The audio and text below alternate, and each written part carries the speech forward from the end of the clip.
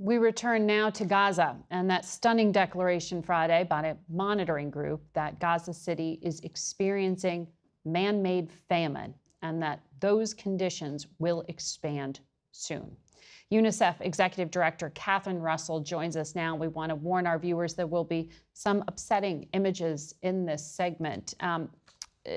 Executive Director Russell, thank you for joining us. We've spoken so many times over the past few years about the catastrophic starvation. Now you have this technical designation, so rare to see a famine here. They project it's going to spread. Can you explain in real world terms, what does this mean for the children who live there? Well, thank you, Margaret. Let me say this. You know, it's been now almost 2 years since October 7th. And since then, Israeli children have been killed and taken hostage. And now we're seeing Palestinian children finally facing what we've been yelling and screaming about for months and months and months, which is a terrible famine. You know, we've estimated at this point that about 18,000 children in Gaza have already died. And those are children who died from a whole range of issues. But when you think about that, that's about 28 children a day. That's almost a classroom of children every single day who have died since the beginning of this conflict. We have been saying, beware, right? This famine is just right around the corner, and it's almost like you're screaming into an abyss. You know, it's shocking that it's happened because, as you said, it happens so rarely, but it's not surprising. And what it means really is that children have been spending months and months without sufficient food, and we see just a horrible situation where children are on the verge of starvation and ultimately dying from starvation. And I think, you know, for your viewers who haven't seen this, and hopefully many of them have not, it is a haunting image. Children literally waste away, and you see it in rooms where, you know, suddenly they're all quiet. The children are so quiet because they have no energy even to cry. And to see that happen, and especially in a place where food is not very far away, right? There's no reason. This did not happen because there were cyclones or, you know, droughts. This happened because we could not get enough aid into these children. And as you know, the Israeli government entity that oversees the Palestinian territories, it's called COGAT, says there is no famine. They say the UN data is flawed. The Prime Minister's office says these are fabrications and due to prejudice. Can you explain how you know what you know?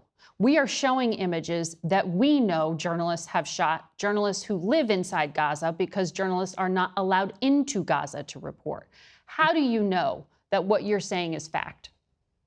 Let me say two things about that. One is the IPC, which is the organization that makes this determination, is an independent organization. They're technical people. They're not political people.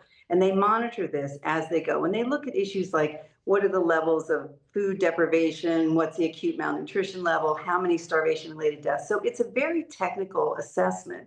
And I think we've seen in other places that this is very accurate. I would also say, to me, it's kind of obscene that we are having these conversations arguing about whether the methodology works or not. We know children are dying, right? I am tired of a discussion about, well, are we giving the right information or not? First of all, let the international press in. Let them make determinations. I mean, we've talked about this, Margaret, of you coming. You should see it yourself. Everyone should be able to get in there.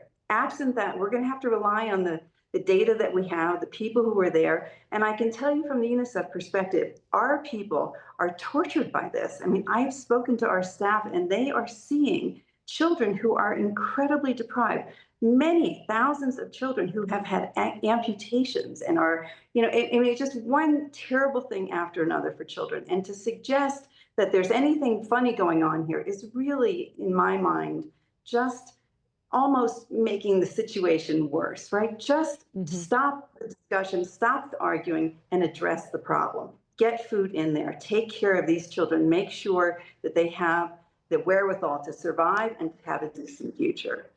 And the Israeli government controls who gets in and who gets out. On the question, though, of making sure that the food you do get in gets to the right people, the former U.S. ambassador to Israel, Jack Lew, and another Mideast envoy have said the UN agencies may not like it, But if the Israeli-backed Gaza Humanitarian Foundation is the only thing really allowed to operate, then maybe there needs to be some compromise. Why not? The United States government is putting $30 million to work there. Why not work with them? Look, the methodology of the Gaza Humanitarian Foundation is not something that is consistent with the way humanitarians work. That's a simple answer. And honestly, if you think about it, the UN had 400 places where we would distribute aid.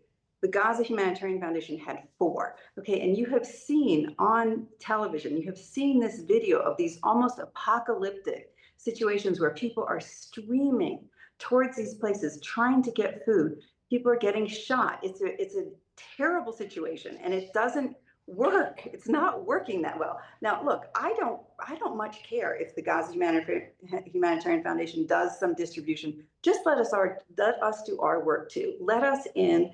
We know how to do this distribution. And when I say we, it's not just UNICEF. It's the UN. It's the other international NGOs. We do it all around the world. We've done it for decades. We know how to do it. We know how to do it in a way that it gets to the people who need it. And do both. I'm fine with that, but at least make sure that humanitarians can get in there and distribute the aid fairly and make sure that these children are not dying unnecessarily. Nobody wants that. President Trump has said that. Yeah. Nobody wants to hear that. He did indeed. I want to ask you as well about Sudan, where there was a massive humanitarian crisis.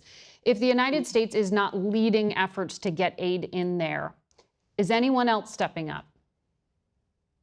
Look, the United States has the ability to be such a force for good, and we need them to step up and do more. Sudan, as you say, it's the largest displacement crisis in the world. Millions of children are on the move. They are not in school. We now have a horrible outbreak of cholera, which is very destructive and kills children within hours if they can't get aid. I mean, it is absolutely horrific. And the United States can be such a force for making positive contributions. And I think, other countries are trying, but the US really can make a much bigger difference if they try to do this work and do it as quickly as possible. And in Sudan, what is the generational impact here when you don't get food to a kid? Look, first of all, they're not getting food. They're facing horrible sexual violence. I was just in Chad and heard stories that could just break your heart. And it's devastating. And the results, as you say, will last for generations.